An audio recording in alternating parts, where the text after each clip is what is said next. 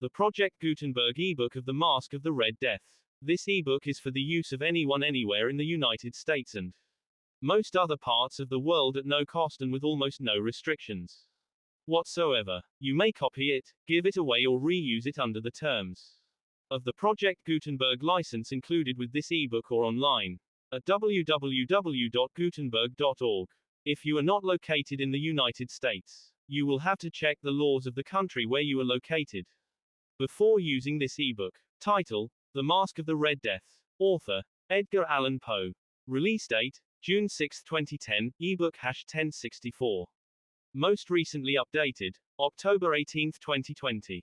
Language: English. Credits: produced by Levent Kernaz. HTML version by Al Haynes. Start of the Project Gutenberg ebook The Masque of the Red Death *. Produced by Levent Kernaz. HTML version by Al Haynes. The Masque of the Red Death. By Edgar Allan Poe. The Red Death had long devastated the country. No pestilence had ever been so fatal, or so hideous. Blood was its avatar and its seal, the redness and the horror of blood. There were sharp pains, and sudden dizziness, and then profuse bleeding at the pores, with dissolution. The scarlet stains upon the body and especially upon the face of the victim, were the pest ban, which shut him out from the aid and from the sympathy of his fellow men. And the whole seizure, progress and termination of the disease, were the incidents of half an hour. But the Prince Prospero was happy and dauntless and sagacious. When his dominions were half depopulated, he summoned to his presence 1,000 hale and light-hearted friends from among the knights and dames of his court, and with these retired to the deep seclusion of one of his castellated abbeys. This was an extensive and magnificent structure, the creation of the prince's own eccentric yet august taste. A strong and lofty wall girdled it in. This wall had gates of iron. The courtiers, having entered, brought furnaces and massy hammers and welded the bolts. They resolved to leave means neither of ingress nor egress to the sudden impulses of despair or of frenzy from within. The abbey was amply provisioned. With such precautions the courtiers might bid defiance to contagion. The external world could take care of itself. In the meantime it was folly to grieve, or to think. The prince had provided all the appliances of pleasure. There were buffoons, there were improvisatori, there were ballet dancers, there were musicians, there was beauty, there was wine. All these and security were within. Without was the Red Death. It was towards the close of the 5th or 6th month of his seclusion, and while the pestilence raged most furiously abroad, that the Prince Prospero entertained his 1,000 friends at a masked ball of the most unusual magnificence. It was a voluptuous scene, that masquerade. But first let me tell of the rooms in which it was held. These were 7, an imperial suite. In many palaces, however, such suites form a long and straight vista, while the folding doors slide back nearly to the walls on either hand, so that the view of the whole extent is scarcely impeded. Here the case was very different, as might have been expected from the Duke's love of the bizarre.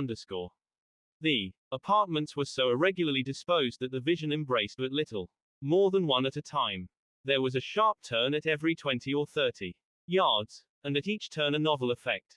To the right and left, in the middle of each wall, a tall and narrow Gothic window looked out upon a closed corridor, which pursued the windings of the suite. These windows were of stained glass, whose color varied in accordance with the prevailing hue of the decorations of the chamber into which it opened. That at the eastern extremity was hung, for example, in blue, and vividly blue were its windows. The second chamber was purple in its ornaments and tapestries, and here the panes were purple. The third was green throughout, and so were the casements. The fourth was furnished and lighted with orange, the fifth with white, the sixth with violet. The seventh apartment was closely shrouded in black velvet tapestries that hung all over the ceiling and down the walls, falling in heavy folds upon a carpet of the same material and hue. But in this chamber only, the color of the windows failed to correspond with the decorations. The panes here were scarlet, a deep blood color. Now in no one of the 7 apartments was there any lamp or candelabrum, amid the profusion of golden ornaments that lay scattered to and fro or depended from the roof. There was no light of any kind emanating from lamp or candle within the suite of chambers. But in the corridors that followed the suite, there stood, opposite to each window, a heavy tripod, bearing a brazier of fire, that projected its rays through the tinted glass and so glaringly illumined the room. And thus were produced a multitude of gaudy and fantastic appearances. But in the western or black chamber the effect of the firelight that streamed upon the dark hangings through the blood-tinted panes, was ghastly in the extreme, and produced so wild a look upon the countenances of those who entered, that there were few of the company bold enough to set foot within its precincts at all.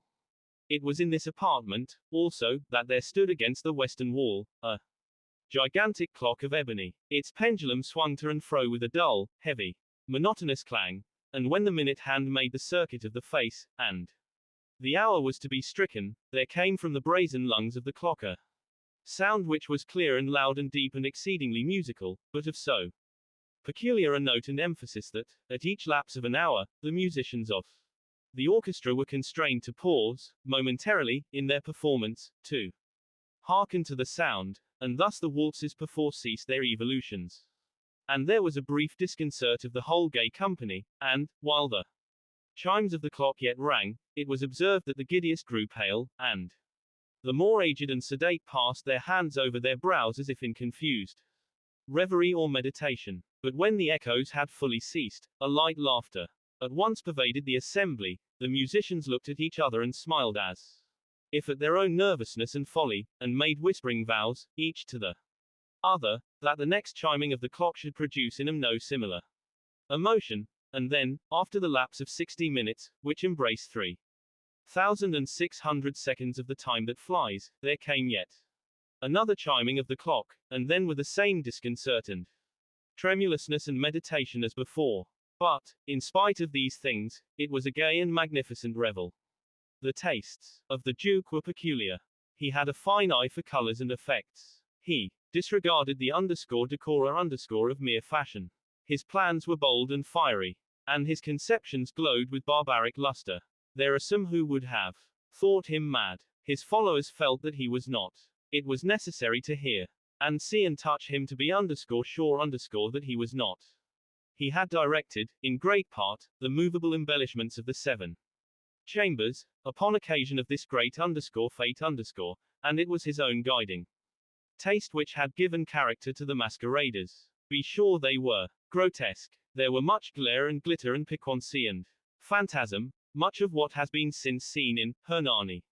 There were arabesque figures with unsuited limbs and appointments. There were delirious fancies such as the madman fashions. There were much of the beautiful, much of the wanton, much of the bizarre something of the terrible, and not a little of that which might have excited disgust.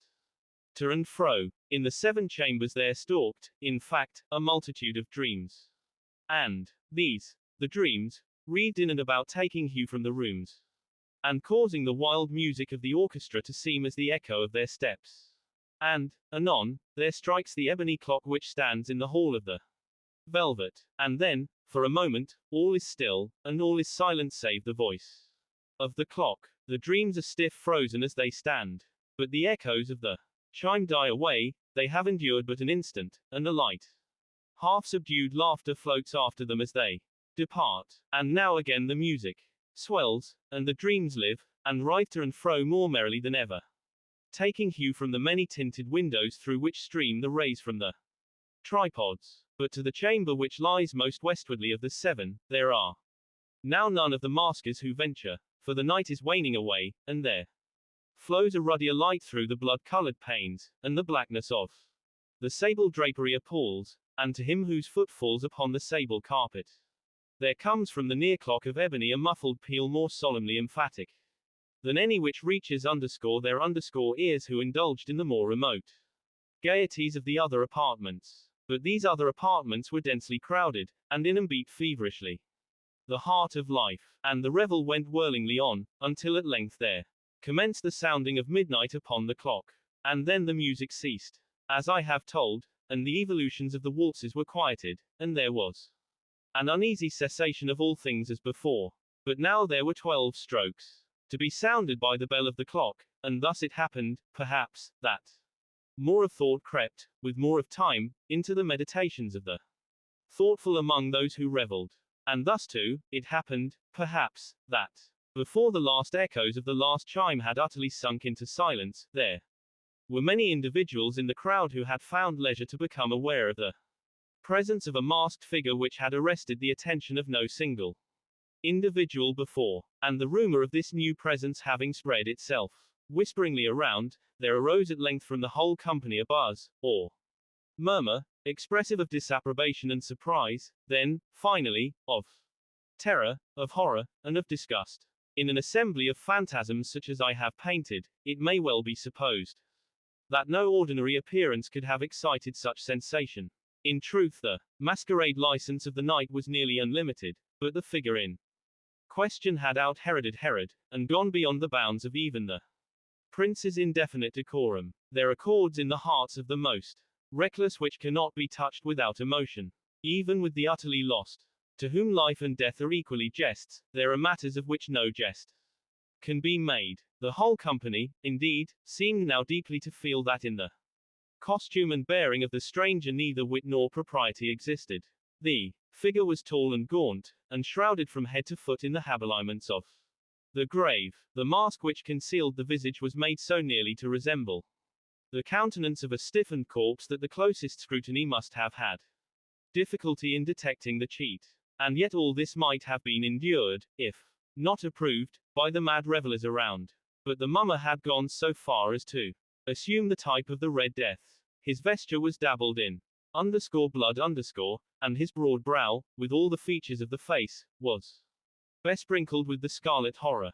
When the eyes of the Prince Prospero fell upon this spectral image, which, with a slow and solemn movement, as if more fully to sustain its role, stalked to and fro among the waltzes, he was seen to be convulsed, in the first moment, with a strong shudder either of terror or distaste, but, in the next, his brow reddened with rage. Who dares, he demanded hoarsely of the courtiers who stood near him, who dares insult us with this blasphemous mockery? Seize him and unmask him, that we may know whom we have to hang, at sunrise. From the battlements, it was in the eastern or blue chamber in which stood the Prince Prospero as he uttered these words. They rang throughout the 7 rooms loudly and clearly.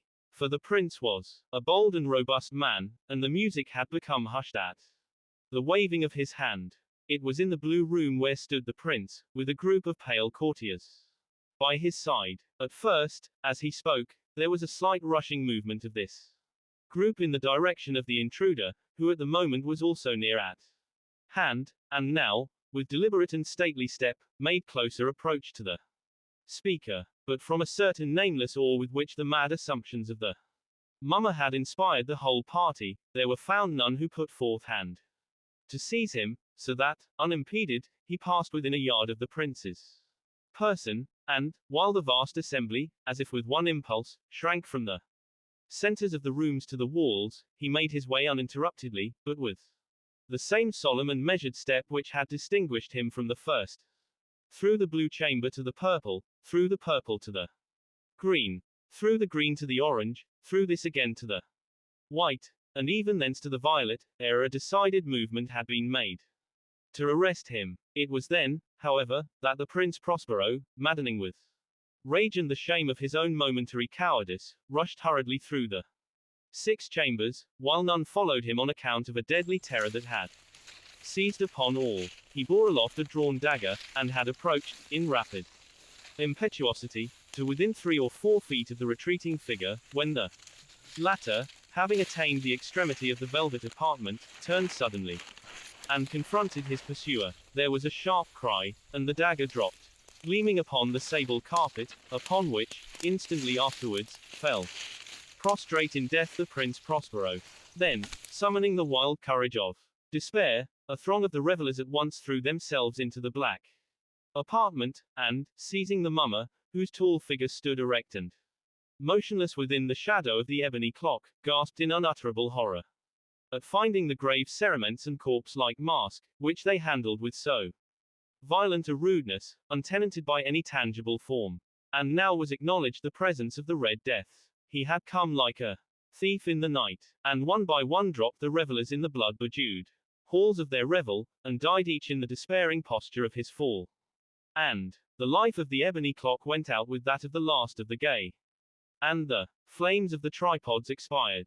And darkness and decay and the Red Death held illimitable dominion over all.